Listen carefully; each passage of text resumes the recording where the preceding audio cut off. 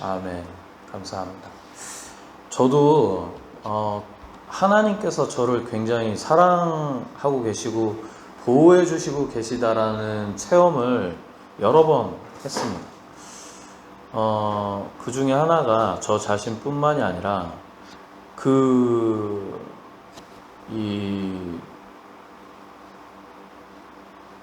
애들 뭐라 그러죠? 무슨 신앙이라 그러죠? 모태신앙. 자꾸 마태신앙이. 모태신앙들의 특징이 있는데 좀 평안하게 인생이 좀 흘러간다고 해야 될까? 사실 우리 애들 둘 있지만 당연히 잔병치레는 하죠. 근데 뭐 크게 어디가 아프거나 그러지가 않아요. 그리고 제가 결혼하기 전에는 더 활동적인 사람이었거든요. 막 그냥 레포츠도 좋아하고 익스트림 같은 것도 좀 좋아해서 스키장에 가서 보드를 타면 그냥 보드만 타는 게 아니라 막 이것저것 막 해봐요. 근데 이제 봉을 타는 게 있어요. 봉을 타는데 높이가 한 이 TV 정도 되거든요. 근데 뚝 떨어졌어요. 근데 저는 어디 떨어지거나 부딪혀도 뼈가 잘 안 부러져요. 저는 그때 타다가 뚝 떨어졌는데도 어깨부터 떨어졌는데 이렇게 좀 하니까 괜찮은 거예요. 그럼 나는 진짜 잘 안 다친다. 하나님께서 나를 진짜 보호해 주시고 계시는구나. 그리고 저를 좀 힘들게 하고 괴롭히는 사람은 막 좀 안 좋더라고, 결말이. 그래서 저를 괴롭히면 안 됩니다.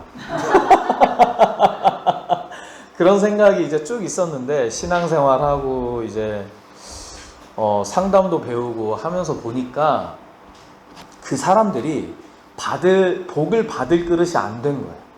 사람들한테 저한테만 해코지 하는 게 아니라 사람들한테 자꾸 나쁜 짓을 하고 하니까 복을 자기가 걷어차는 것밖에 안 되는 거거든요.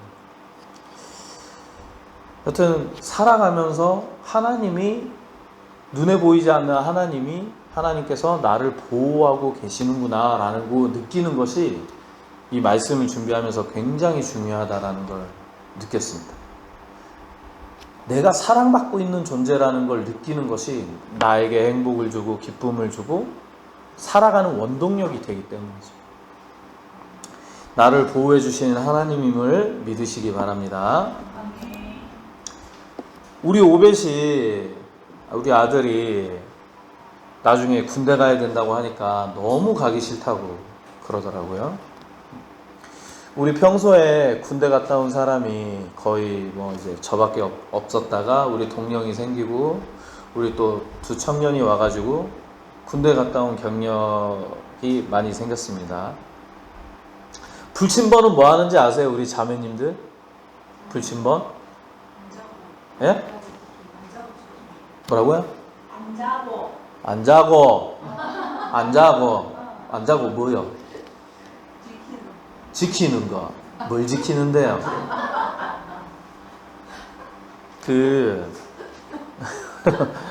옆에 보면 침대 막 놓여져 있죠. 군대는 원해서 가요? 원하지 않아서 가요? 병사들이 원하지 않아서 가죠. 그러니까 탈영하는 사람이 있어요? 없어요? 있어요. 숫자가 굉장히 중요합니다. 이 사람이 있나 없나. 화장실 갈 때도 이 불침번 근무를 서는 사람에게 보고하고 가야 돼요. 그래서 불침번을 섭니다. 인원이 제대로 자고 있는지, 유동 인원이 있는지, 또 누가 들어왔는지. 모르는 사람이 들어왔으면 뭐예요? 적일 가능성이 높죠. 그래서 2시간마다 돌아가면서 교대로 불침번을 섭니다. 요즘 시대가 바뀌어가지고 어떻게 됐는지 모르겠지만 나중에는 불침번도 AI가 쓰겠죠. 그리고 GOP, 우리는 분단된 국가죠. 분단된 국가인데 철책이 가로막고 있어요. 근데 이 철책을 뚫고 들어오는 사람이 있어요. 그래서 이렇게 철책 근무를 씁니다. 경계 근무를 서죠. 그리고 바닷속으로 해서 수영해서 오는 사람. 왜 모터 달린 그런 게 있어요. 그거 사람 그걸로 오든지 아니면 예전에 잠수함도 왔었죠. 잠수함으로 오든지 해안 경계도 이렇게 서야 됩니다. 그런데 이 근무를 밤에만 쓸까요? 낮에도 써요. 근데 이 불침번만은 낮에는 안 써요. 다 보이니까. 근데 이제 철책 근무랑 해안선 경계는 밤낮이 없습니다. 24시간 늘 돌아가요. 근데 이뿐만이 아니죠. 사람만 지키는 게 아니에요. 하늘도 지켜요. 하늘도. 하늘은 뭘로 지킬까요? 레이더로 지키죠. 레이더. 예. 우리 또 동령이 공군이죠. 예. 이런 거 다 해봤죠? 불침번도 서보고. 불침번 안 서봤어요? 저희 훈련소에서 했습니다. 자대에서 불침번을 안 서요? 자대에서는 당직이라고 네. 한 명 이제 한 명이 선다고? 한 명이 해갖고 그냥 하루 날 세우고 그 다음날 쉬고 그렇게. 당직 한 명만 선다고? 저희는 이제 별도로 따로 떨어져 있는 건물이라 가지고 아, 인원수가 몇 명 안 되나 보지? 그냥 딱 저희 부대 그 작업하는 팀들만 있어서. 아, 그러면 한 다른 소대 개념? 30명 정도? 예. 아. 다른 데는 이제 큰 데는 당직 사관이랑 같이 날 세우고 저희는 그냥. 아, 그렇구나. 뭐 우리 동영이한테는 조금 미안하지만 전문 용어가 있습니다. 우리 저런은 좀 그렇고 동영이가 군생활 한 거에 대해서 꿀 빨았다. 굉장히 편하게 좀 군생활을 한 것 같아요. 얘기를 들어보면. 예, 저는 이거 3개 다 해봤어요. 왜냐하면 불침번 당연히 서야 되죠. 그리고 전방에 있었기 때문에 철책도 가죠. 근데 갑자기 또 생각이 안 나네. 임진강이라고 있어요. 임진강 해안선 경계를 이렇게 탐방 가봅니다. 가서 어떻게 서는지. 자, 이런데 이렇게 잠을 자게 되면 어떻게 되죠? 침투할 가능성이 맞아요. 적들이 침투할 가능성이 매우 높아요.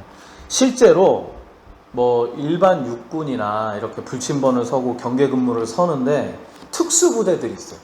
특수부대들이 와서 그 탄약고나 이런데 빨간색 딱지를 딱 붙이고 가는 경우가 있어요. 그게 뭐냐면 자기들끼리 훈련을 하는데 경계 근무자들이 있음에도 불구하고 내가 침투했다가 들키지 않고 빠졌다. 근데 그 딱지가 붙으면 어떻게 될까요? 이 자대는 난리 나는 거예요. 이제 또 군무를 똑바로 섰니 안 섰니 이제 병사들만 깨지는 게 아니고 위에도 다 깨지는 거예요.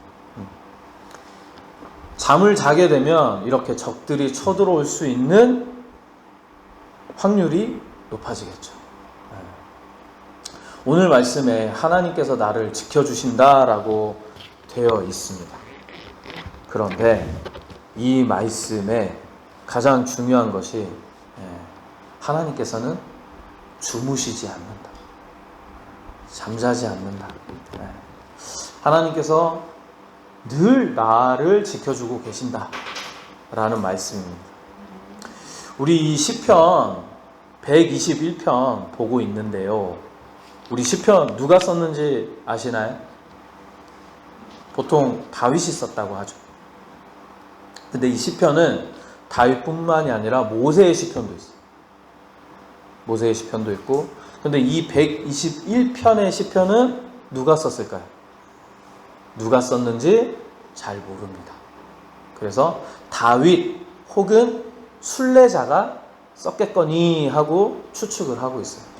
근데 이 121편 1절을 보시면 질문으로 시작하고 있습니다. 우리 태연 집사님이 크게 한번 읽어볼까요? 내가 산을 향하여 눈을 들리라. 나의 도움이 어디서 올까? 어디서 올까? 뭐가? 도움이. 여러분들 살아가면서 이 도움이 어디서 올까? 이런 질문 해보신 적 있으십니까? 우리 동영이가 어릴 때 아팠다고 들었어요. 근데 얼마나 엄마가 권사님께서 기도를 많이 했겠습니까? 사람의 힘으로 되지 않는 것이 정말 기적과 같이 이루어질 때가 있어요. 과연 그러한 도움은 어디서 올까? 질문할 수 있죠. 우리 역시 이렇게 이 시편의 저자와 같이 질문해야 됩니다. 오늘 받은 이 은혜는 어디서 올까? 누가 주셨을까? 내 마음의 이 감사는 왜 이렇게 기쁨이 넘칠까? 누가 주셨을까? 더 기쁨을 누리기 위해서는 어떻게 해야 하나? 그런 질문들을 스스로 할 수 있어야 합니다. 그리고 그 질문으로 그치지 않고 답을 찾아 나서는 여정을 시작해야 합니다. 그럴 때에 오늘 시편 121편과 같이 이 저자와 같은 고백을 할 수 있게 되는 것입니다. 2절에 보면 나의 도움은 답이 바로 나와요. 나의 도움은 천지를 지으신 여호와께서 나왔다라고 말씀하고 있어요. 오늘 이 말씀을 통해서 하나님께서 그의 자녀들에게 약속하신 보호의 복이 무엇인지 세 가지로 나누어 묵상하고자 합니다. 우리도 이렇게 그림과 같이 인생의 여정을, 순례길을 떠나지 않습니까? 각자의 길이 따로 있어요. 그리고 우리는 스스로에게 질문해 볼 수 있습니다. 첫 번째, 답이 천지를 지으신 여호와. 첫 번째, 하나님은 우리를 어떻게 하신다? 실족하지 않게 지키십니다. 3절 우리 형욱 청년이 크게 한번 읽어주세요. 여호와께서 너를 실족하지 아니하게 하시며 너를 지키시는지라 졸지 아니하시리로다. 그렇게 안 읽어도 됩니다. 실족이 뭔가요? 실족은 뭐 한자로 좀 풀이해보면 발을 잃어버렸다 라고 볼 수 있죠. 아까 순례자가 산길을 이렇게 올라갔어요. 산길을 가다 보면 이렇게 축축하고 바위나 그런데 이끼가 있는 곳에 발이 미끄러질 수 있어요. 저런 좁은 길에서 발이 미끄러지면 어떻게 될까요? 낭떠러지로 떨어지게 되겠죠. 발을 헛디뎌 미끄러지는 것이 바로 실족입니다. 인생을 살아가면서 삶 가운데 수많은 실족이 있습니다. 그리고 실수도 있고, 그것을 우리가는 실족할 수 있는 것입니다. 주식합니까? 뒤에. 주식해? 주식? 하진 않습니까? 아하. 저는 합니다. 주식을 조금씩 넣고 있는데, 주식이 마이너스가 막 40-50% 되면 어떻게 되는 건가요? 실족하게 되는 거죠. 내 발만 실족하게 되는 게 아니라 내 마음도 정신도 와장창 실족하게 됩니다. 우리 오르나우베 나중에 대학교 갈 때를 대비해서 아빠가 조금씩 넣고 있어요. 오를 때도 있고 내릴 때도 있죠. 근데 그 인생의 길도 마찬가지예요. 미끄러질 때도 있고 온전히 걸어갈 때도 있고, 근데 실족할 때마다 내가 거기에서 무너지고 주저앉아서 일어나지 못한다면 앞으로 나아갈 수가 없겠죠. 그래서 인간은 누구나 실족할 수 있지만 다시 일어서는 용기가 굉장히 중요합니다.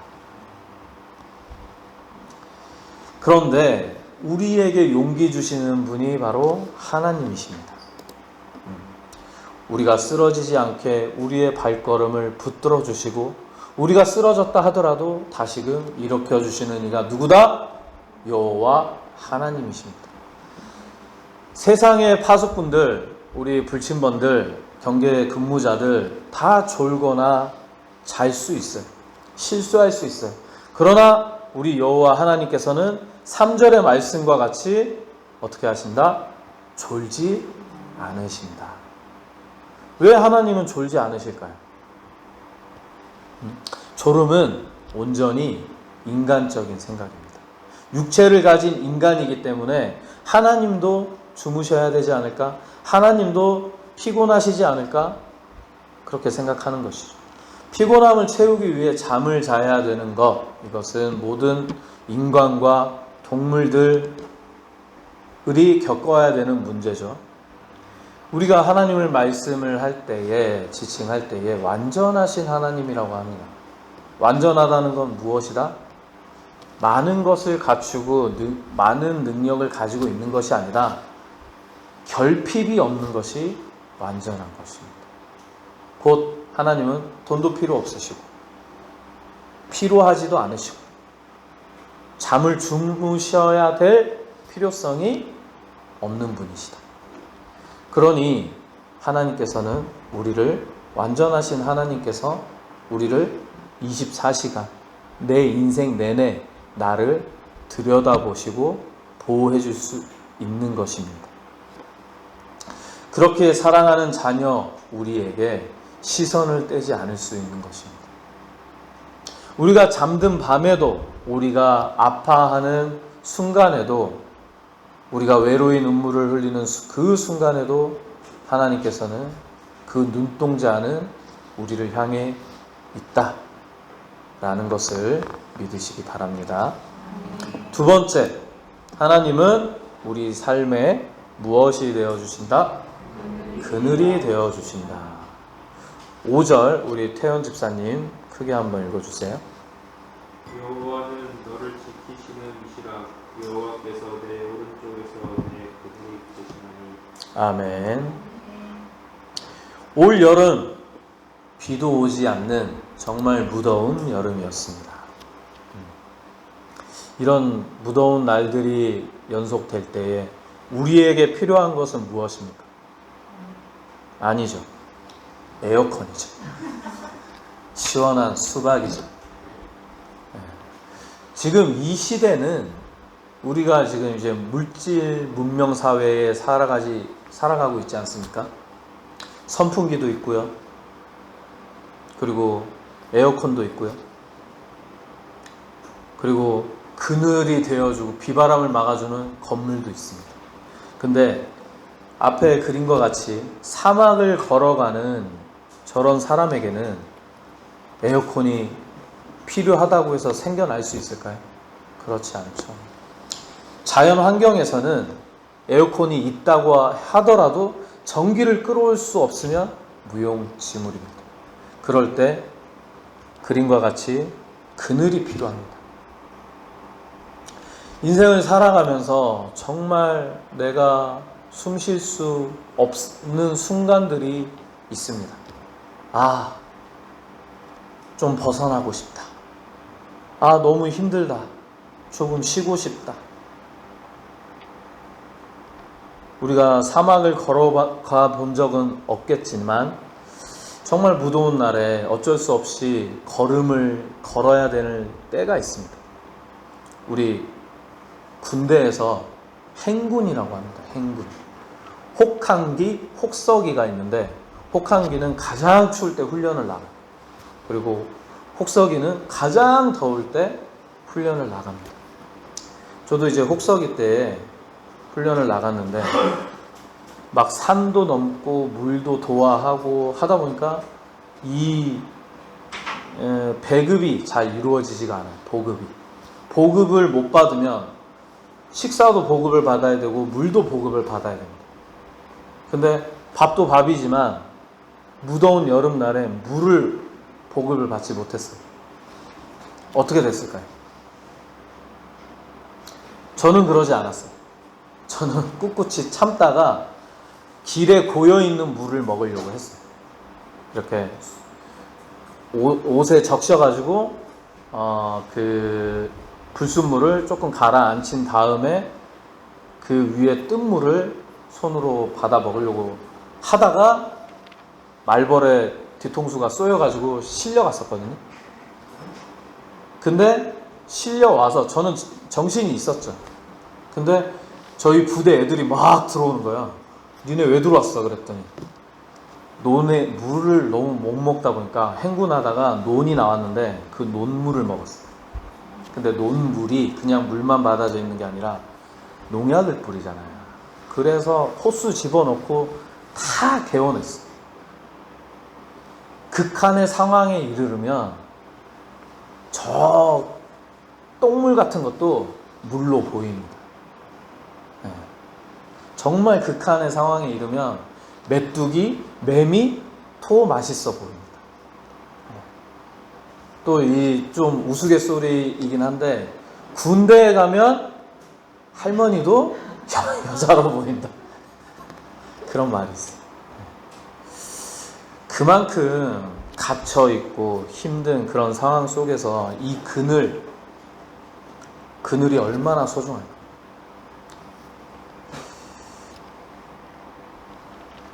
우리 시편이 기록될 당시만 해도 선풍기도 없고 에어컨도 없는 그런 시대입니다.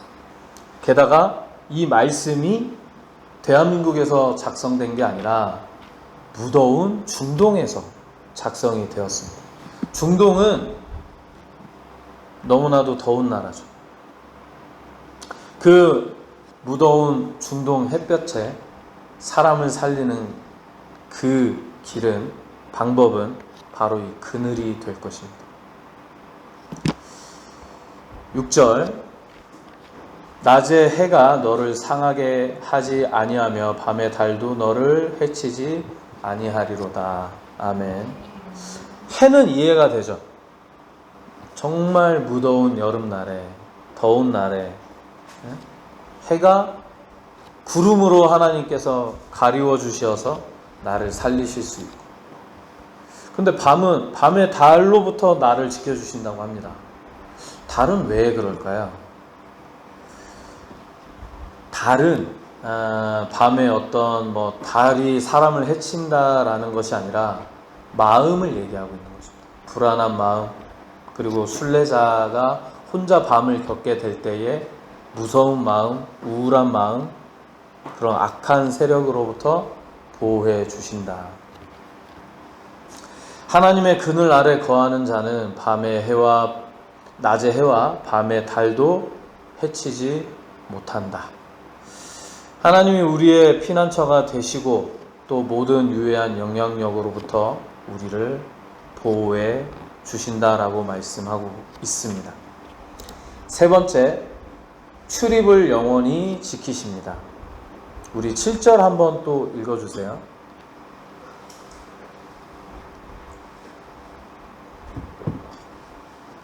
여호와께서 너를 지켜 모든 환난을 면하게 하시며 또 내 영혼을 지키시리로다. 아멘.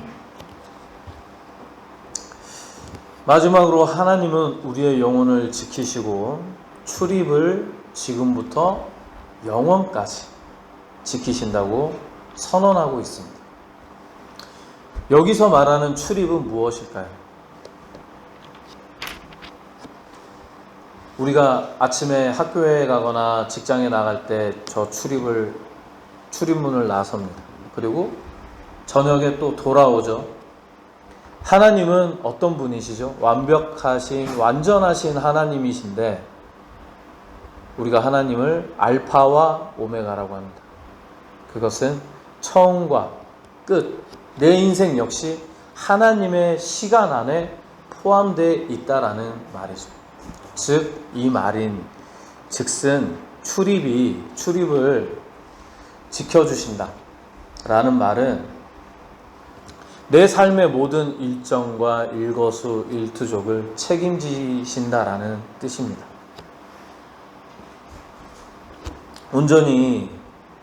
고난이 온전히 사라지는 것은 아닐지라도 그 환난이 우리를 파멸시키지 못하도록 하나님께서 최종적으로 안전망이 되어주시는 것이에요. 우리가 집에 있으면서 정말 내 마음의 집을 지키는 것이 어렵습니다. 내 마음이 악한 것이 들어오고 죄가 들어올 때에 우리는 쉽사리 죄를 지을 수 있고 하나님을 놓칠 수가 있습니다. 우리의 마음의 출입을 지키시는 하나님을 온전히 믿고 순종하며 따르시기를 부탁드립니다. 하나님이 우리를 보호해 주신다, 지켜주신다.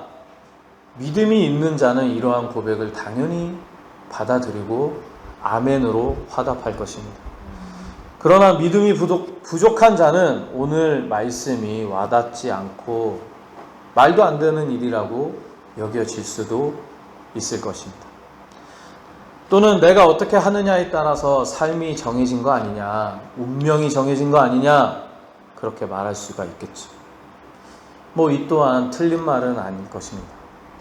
우리는 보이지 않는 세계, 즉 물질 세계만을 놓고 이야기할 때가 많습니다. 하지만 그것은 우리의 착각이고 우리가 무지해서 좁은 식견 안에 있는 것입니다. 뿐입니다. 용한 점집에 가본 적 있으십니까? 저는 한 번도 없는데 우리 장모님은 말씀드렸다시피 점집에 갔다가 점쟁이가 교회에 가라고 해서 온 가족이 교회에 나오게 됐다고 합니다. 이 점쟁이가 교인들을 알아봐요. 기독교인들을 알아봅니다. 제가 알고 지내던 동생이 하나 있었는데 이 가정은 천주교 신자였어요. 근데 이 어린 친구가 어릴 때부터 귀신을 보게 됐어요. 이런저런 대화를 해보고 물어봤죠. 어떤 진짜 귀신이 이렇게 사람하고 같이 다니냐 그랬더니 어깨에 올라가 있기도 하고 머리에 올라가 있기도 하고 이렇게 막 어부바해서 같이 돌아다니기도 하고 그런다고 하더라고요. 때로는 집 안에 있기도 하더라고요. 집 안에 이런 모퉁이에서 얼굴만 내밀고 쳐다보고 있는 귀신도 봤다고 하더라고요. 그래서 물어봤죠. 나는 어때? 괜찮다고 하더라고요. 옆에 없다고. 안에 있지도 않고 근처에도 없고. 근데 그 친구가 저보다 훨씬 어린 친구였거든요. 특징이 있대. 기도를 열심히 하나님께 기도를 열심히 하는 신자들은 귀신이 오지 못한다고 합니다. 믿고 안 믿고는 여러분들의 자유예요. 그러나 저는 그 말을 믿습니다. 그리고 믿음이 있는 사람에게도 오늘 이 말씀이 마음에 담겨질 줄로 믿습니다. 그리고 제가 어제 말씀 준비를 막 하다가 유튜브 이렇게 자료 찾다가 어떤 무당 무슨 예고편을 봤어요. 한 무당이 막 어떤 사람에 대해서 얘기를 하는데 자기 죽은 언니가 자기 동생한테 속에 들어가 있다고 하더라고요. 근데 이 동생이 한쪽 눈만 깜빡거려.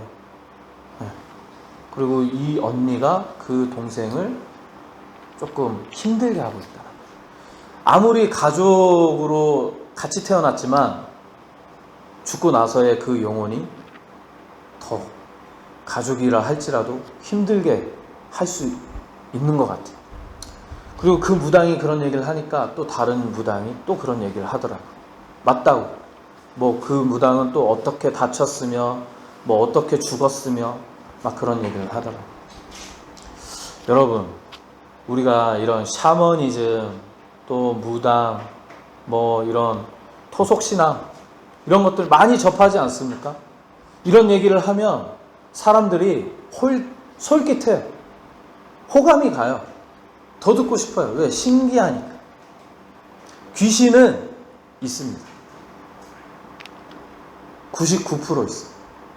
그러면 하나님은 있을까요? 계실까요? 안 계실까요? 귀신이 99% 있으면 하나님은 99.9% 있어요. 100% 있는 겁니다. 왜? 성경에도 나와요. 귀신이 먼저 하나님을 알아봐요. 하나님이 왜 이런 얘기를 하냐면 하나님이 보호해 주심을 눈에 보이지 않지만 바람이 있듯이 하나님이 나와 함께 동행하시고 나를 부모님이 내 옆에 없어도 우리 오르난 오벤 물결이를 지켜주고 계심을 반드시 믿으셔야 합니다. 내가 그래야 평강의 길로 온전한 길로, 사랑의 길로 걸어갈 수가 있는 것입니다. 이것은 영화나 소설의 이야기가 아니에요. 영적 세계는 반드시 있습니다. 세상의 어떤 재물이나 권력도 우리 인생을 이렇게 완벽히 보호해 줄 수가 없습니다. 오직 천지를 지으신 하나님 여호와만이 우리의 참된 보호자가 되어 주심을 믿으시기 바랍니다.